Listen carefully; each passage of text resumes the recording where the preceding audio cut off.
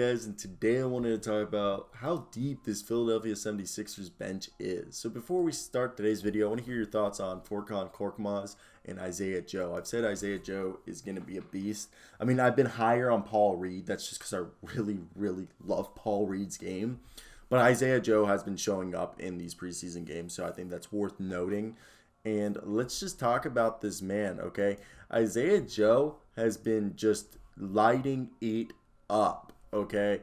And I think he's somebody that you guys should take note on because I think, you know, he bench is so good and I just love watching because of what they're able to accomplish, okay? And Isaiah Joe has just been eating it up. This man with the 7-foot wingspan is going to be able to show that he's a versatile defender, okay?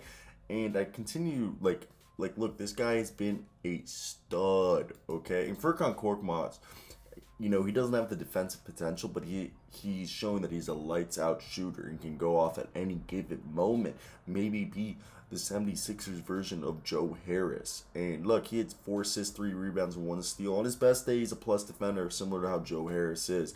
But I think Isaiah Joe has the potential of being a really good 3-and-D guy. Look, Joe continues to have this amazing preseason. And the second-year wing is simply never shy about taking a 3-point shot.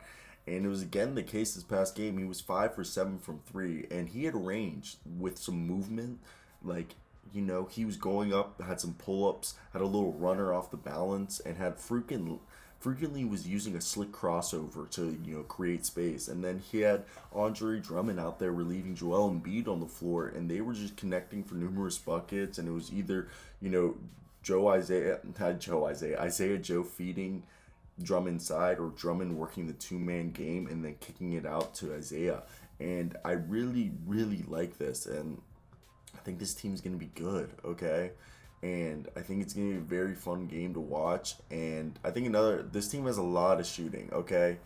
And when you look at this, with the absence of Simmons, Tyrese Maxey, Seth Curry, and Shake Milton, this preseason game, it showed Furkan Korkmaz, Isaiah Joe, and Georges Niang, and I think Paul Reed are all guys who could have a very valuable part on this team's roster, okay? And I think it's going to be so much fun to watch. I want to hear your guys' thoughts. What do you guys think of this team?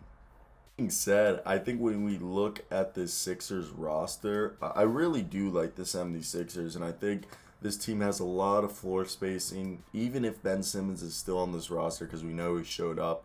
Because, look, we expect the starting lineup if Ben Simmons is showing up to be Tobias Harris, Ben Simmons, Joel Embiid, Seth Curry, and probably Danny Green.